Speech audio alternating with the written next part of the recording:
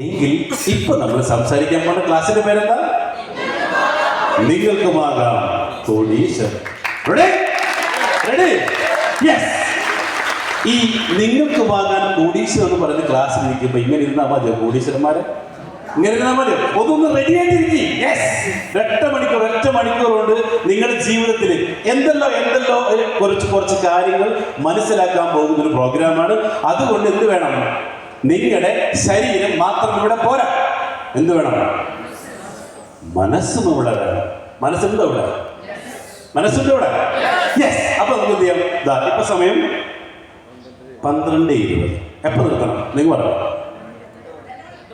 2 മണിക്ക് ഫുഡ് കഴിച്ചാൽ മതിയോ? അപ്പൊ 2 മണിക്ക് ഇവിടെ ഈ പ്രോഗ്രാം നിർത്തുമ്പോൾ ഒരു കാര്യം മനസ്സിലാവും. എങ്ങനെയാണ് കോടീശ്വരനാവേണ്ടത് എന്ന വ്യക്തമായിട്ടുള്ള ധാരണ നിങ്ങൾക്ക് തരാം. ഓക്കെ, പ്രത്യേകിച്ച് പൈസയും തരണം ഇപ്പൊ വേണ്ട, എടുക്കണ്ട. എല്ലാം കഴിഞ്ഞ് കോടീശ്വരനായിട്ട് മാത്രം തന്നാൽ മതി കേട്ടോ. Okay, ready? അപ്പൊ നമുക്ക് നോക്കാം എങ്ങനെയാണ്. അപ്പൊ പറയുന്നത്, നിങ്ങൾ ഇന്ന് അനുഭവിക്കുന്ന പല പ്രശ്നങ്ങളുടെ യഥാർത്ഥ കാരണം നിങ്ങൾ കഷ്ടപ്പെടാത്തത് കൊണ്ടല്ല. എങ്ങനെ തീരുമാനമെടുക്കണമെന്ന് നമ്മളെ ആരും പഠിപ്പിച്ചില്ല. Yes or no? അല്ലേ?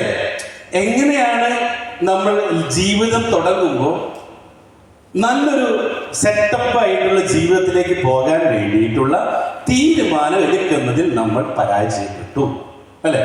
അപ്പൊ നമുക്ക് എന്ത് ചെയ്യാം? ആ തീരുമാനത്തെ ഒന്ന് തിരുത്തി എങ്ങനെ മുന്നോട്ട് പോകും. അപ്പോൾ നമുക്ക് പറ്റിയ തെറ്റ് ഇനിയും ഇന്ന് ഇവിടെ പ്രൊജക്ട് കേൾക്കുമ്പോഴും നിങ്ങളെ പിടികൂടിയിട്ടുള്ള 3 ട്രാപ്പുകൾ കൂടിയിട്ടുണ്ടാവും. ഒന്നിന് പിടിക്കുന്ന പേരാണ് എങ്കറിംഗ് ട്രാപ്പ്.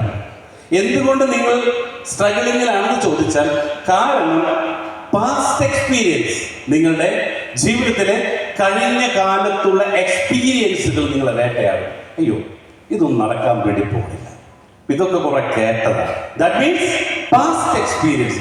അതിനെ ഒന്ന് മാറ്റിവെക്കാൻ തയ്യാറാണ്.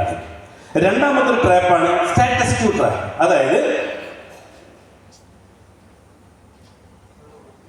Maintaining current comfort. അയ്യോ, പുതിയ വള്ളി പിടിക്കാനൊന്നും ഞാനില്ല, ഇപ്പൊ പോണ പോലെ തന്നെ ഇവിടെ പോയാൽ മതി. That is status quo. അപ്പൊ എന്ത് പറ്റും? ഇപ്പൊ പോയാൽ എവിടെ എത്തും? ഇപ്പൊ പോണ പോലെ മുന്നോട്ട് പോയാൽ മക്കളുടെ മുമ്പിൽ പല കാര്യങ്ങൾ ചോദിക്കുമ്പോൾ ലോട്ടറിക്കാരൻ പോലെ എന്ത് പറയണം? നാളെ അല്ലേ? അങ്ങനെ നമ്മൾ പറഞ്ഞു പോകേണ്ടി വരും. മൂന്നാമത്തെ ട്രാപ്പാണ് സങ്ക് കോസ്റ്റ് ട്രാപ്പ്.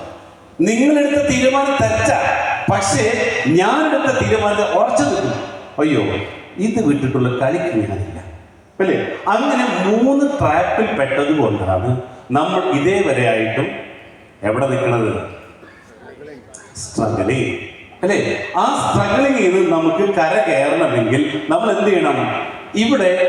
ഇവിടെ പറയണത്, നമ്മൾ ചെറുപ്പത്തിൽ എടുത്തൊരു തീരുമാനം എന്തായിരുന്നു?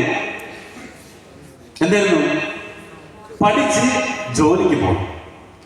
ഓക്കെ, ആ തീരുമാനത്തിന്റെ ആക്ഷൻസ്, പഠിച്ചു ജോലിക്ക് പോകുന്നു, അത് ശീലമായിട്ട് മാറി. രാവിലെ എഴുന്നേൽക്കുന്നു, ജോലിക്ക് പോകുന്നു. അതിന്റെ റിസൾട്ടാണ് ഇപ്പോൾ കിട്ടിക്കൊണ്ടിരിക്കുന്നത്. എങ്കിൽ ഇപ്പോഴുള്ള ജീവിതത്തിൽ നമ്മൾ ഹാപ്പി അല്ലെങ്കിൽ എന്ത് ചെയ്യണം?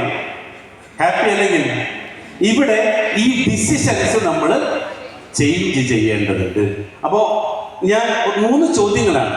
ഇപ്പൊ നിങ്ങൾ ചെയ്തുകൊണ്ട് പ്രവൃത്തി തന്നെ മുന്നോട്ട് പോയിക്കൊണ്ടിരുന്നാൽ 3 ചോദ്യങ്ങൾ: ഞാൻ എന്തിനാണ് ഇത് ചെയ്യണം?